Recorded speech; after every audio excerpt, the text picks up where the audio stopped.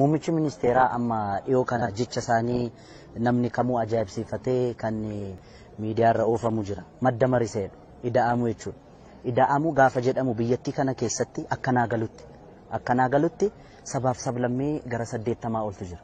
Sabaaf sablammiin 80 kun ida'ameetu izikwaaltuun booda Itoophummaan dhufa jechuudha. Akka isaan jedhanitti akkan hubadheettan. Kuni gaafa ta'u Oromoon 50 ta'ee sabni biraa immoo 5 ta'uu qaba jechuun miti jechuudha. Namni kamuu wal qixaan gaafa ida'amu. Wantin arge ulaagaa ida'amuu sana waan guutuu natti hin fakkaanne. Itoophiyaa ripireezent kan godhu biyyattii kana keessatti sabaaf sablammii biyyattii kana keessa jiru hundi Itoophiyaa ripireezent godha. Bakka kun hin jirretti bakka kanaan hin amannetti akkuma sirna darbe sana agartee Itoophiyaa kan bakka bu'u aadaa, seenaa, afaan saba tokkooti namni jedhee yaadu yoo jiraate qabsichi ammas hin xumuramne jechuudha.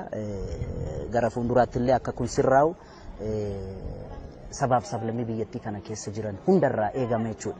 Kanaaf gaafa ida'amnu akkaataa ida'amnu beekuu qabna. 505 miti kan ida'amnu qabnu. Tokko ida'uu tokkodha kan ta'uu qabu. Kanaaf kanatti namannee fanani deebi'ee egaa I hope qaamonni haaroman kuni gochi Hacaaluun godhe yookaan ilaalcha Hacaaluun qabu kun dhiphummaadha akkanaan hin jenne abdii guutuun qaba. Maaliif jennaan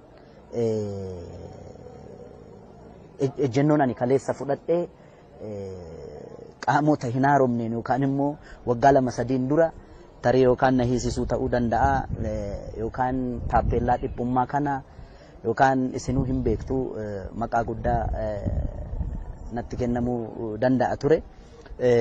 Kanaaf kana godheera.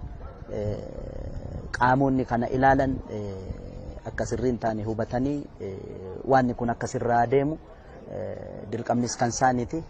Nutis immoo waan feeriin taane kana feerii miti jennee otoo irraan darbin ifaan ifatti itti hima wal sirreessa akkaataa kanaan ida'amne deemuu qabna jedheeti.